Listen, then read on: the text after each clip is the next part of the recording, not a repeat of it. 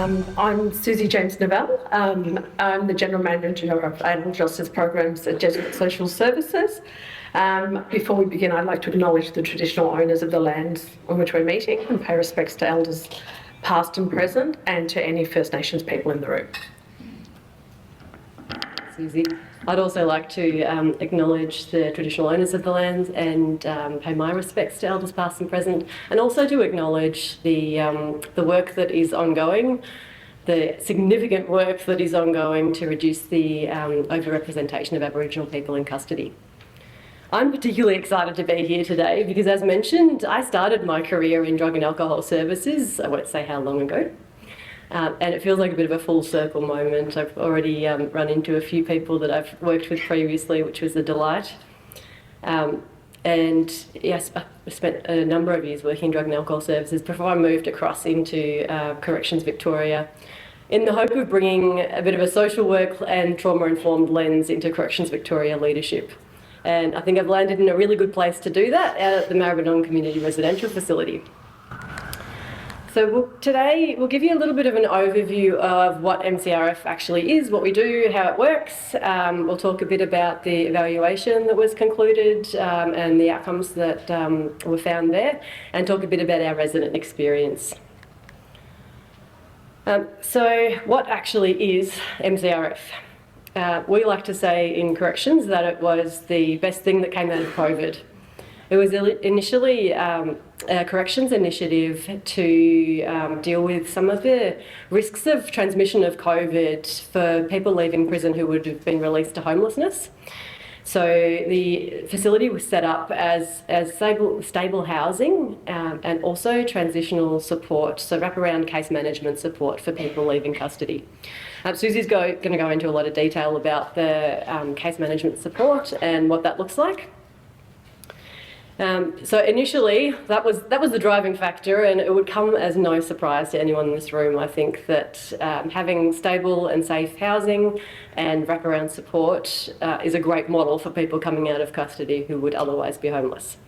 So we continued and we got refunded, and we have continued as a transitional support service.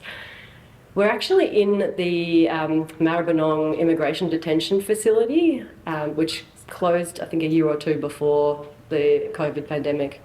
I don't know if anyone here has ever been to the former Maribyrnong Immigration Detention Facility, but let me tell you, it is not the facility we would have picked as a kind of a fit-for-purpose transitional support facility. However, it was available and ready to go, so we were able to use that. And interestingly, some of the feedback from some of the men that we work with has been that it feels like a familiar environment for them, as sad as that is. A lot of the people that we work with have spent a lot of time in their lives in institutions, including in custody.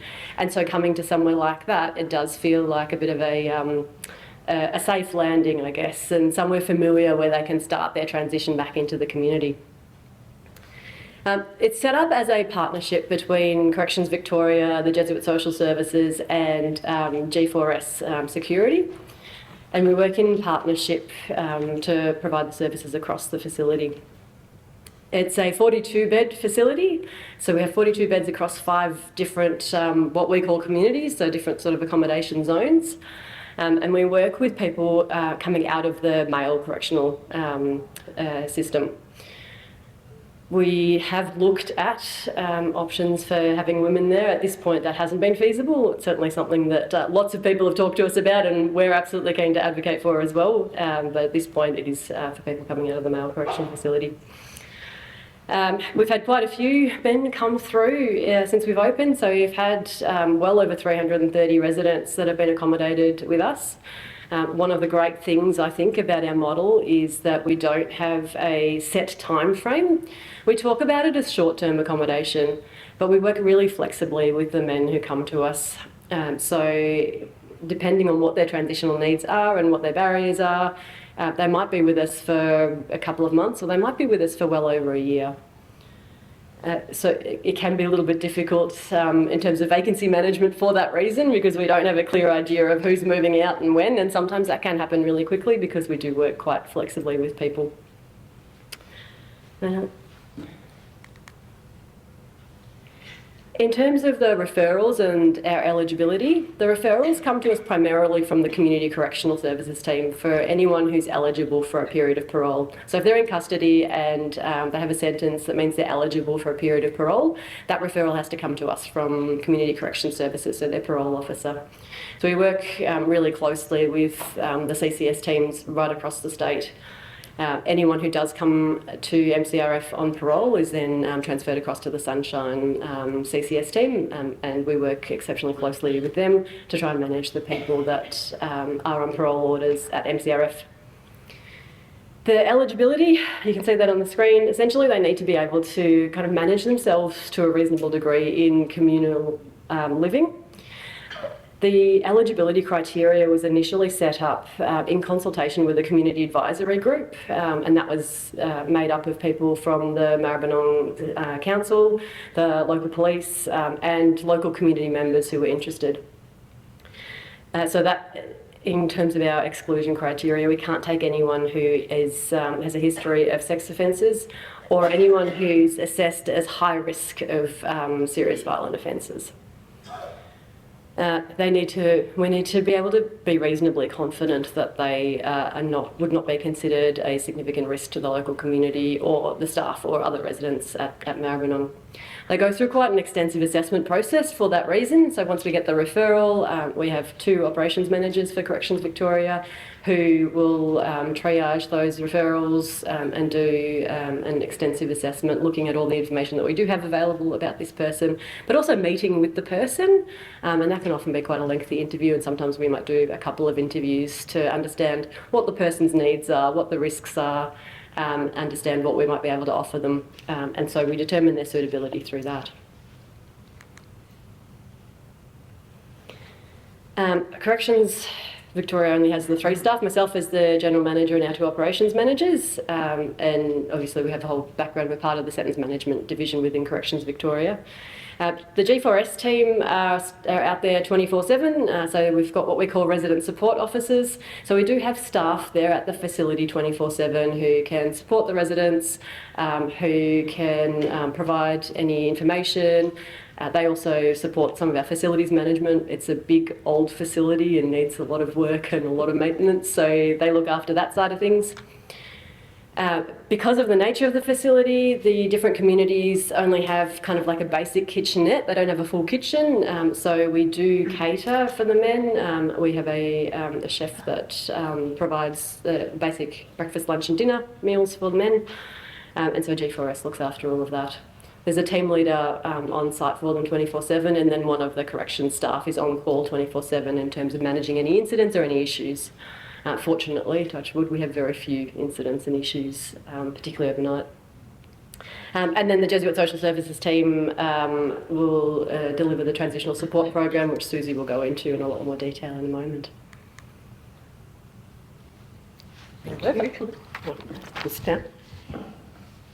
So Jesuit Social Services has been delivering programs and services for nearly 50 years, and particularly in the youth and adult justice space. So the case managers, we're based on site, as Kerstin mentioned, at the facility. So it's an outreach-based case management program. We have 3 case managers. We have a senior practitioner, a coordinator, a specialist housing worker, and a registered nurse embedded in the program. The case managers, once the referral's received, will start working with the men while they're in custody. So that's really about relationship building, rapport building, getting a sense of what they want to achieve and their goals. We start transition planning as well whilst they're in custody and preparing for the community. The pre-release phase and the work we do at that point is really crucial, and it really underpins all the work that we'll do in the community. The caseworkers will pick up the men on the day of release from the prison location that they're at, and that first day is really spent getting, sometimes it's ID or Centrelink payments, banking, parole appointments, medical appointments. It's just, I guess, supporting them in that initial phase where we know it can be really, anxiety-ridden and people are feeling very stressed. We also do a first week plan. So we try to keep them busy that first week with practical things that they need to do. Sometimes it's, factoring in that they want to meet family, or that they just, have got friends that they want to meet in the community, but actually try to keep them busy, keep them, involved, and so that we are having a lot of engagement and contact with them as well, just to see how things are going. So these are some of the things that the transitional support team do.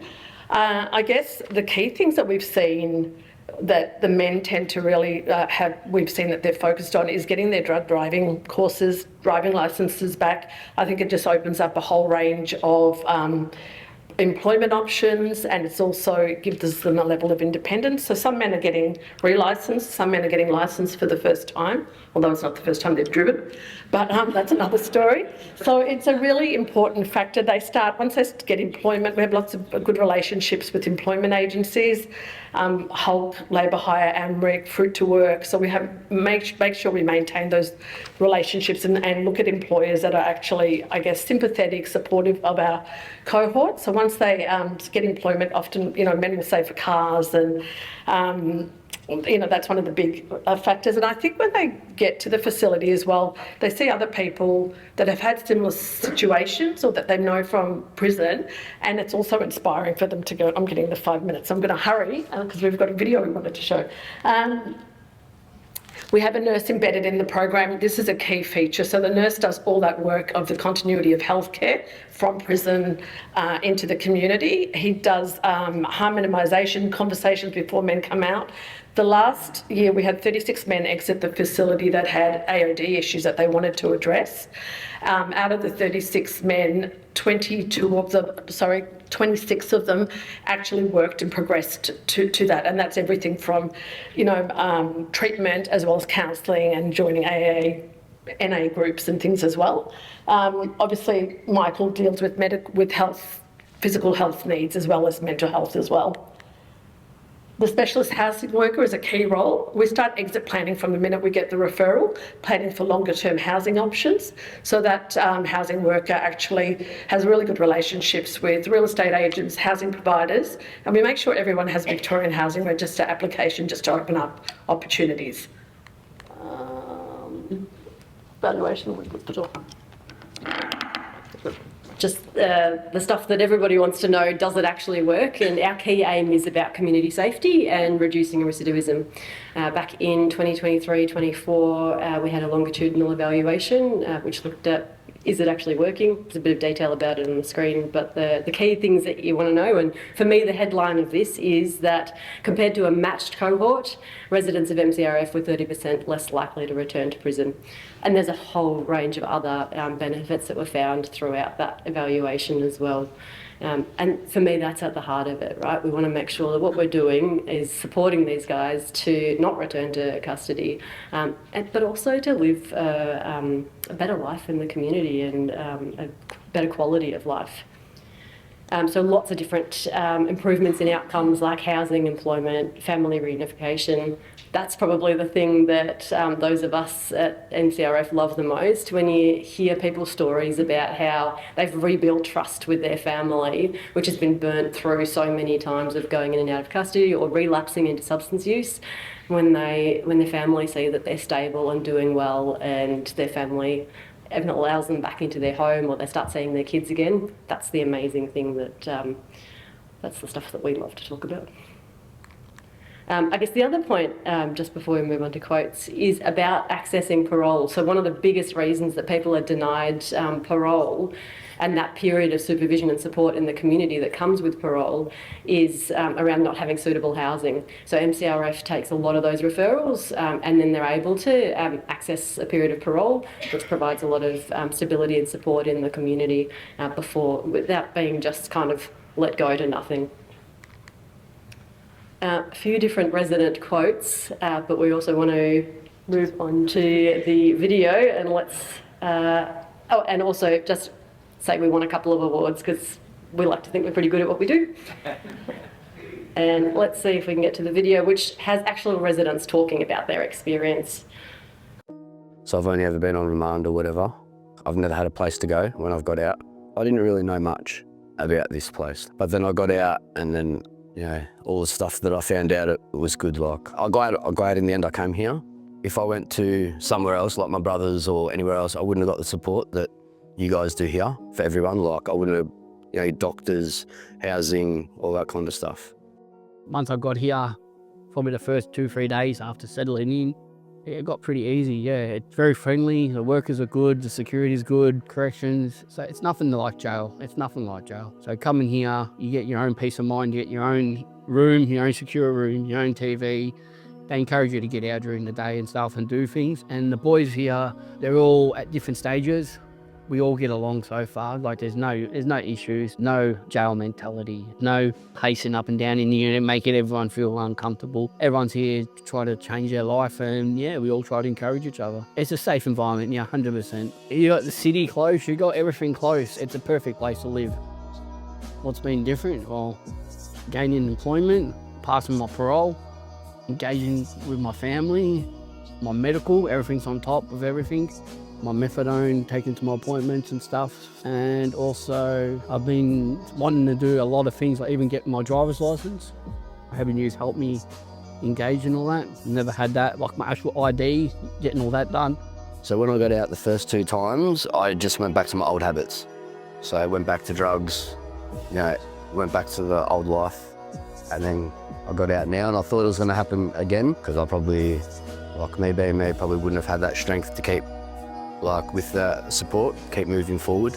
But because I've had that support, someone there, and when I feel down, someone there to lift me up and say, you know, keep moving forward. And yeah, so I probably wouldn't have been able to do that if I didn't have this place. Yeah, just like, wow, I've changed my whole life around. I didn't think I'd ever come this far, but yeah, this place has been a big help. Having someone on your own level kind of like guide you through and stuff, you know, not telling you what to do. So yeah, pretty much just guiding you in the right direction. And also having someone that's not a part of your old life or your family or someone. So if I've got a problem or an issue, if I relate it to my worker, they'll be like, all right, well, this and this. Yeah, so much has happened since I've been here.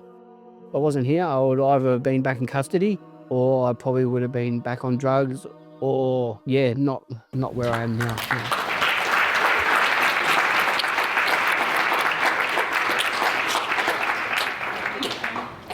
If we have time for questions, happy to take questions now, or otherwise, we're very happy to. Yeah, afterwards, beautiful.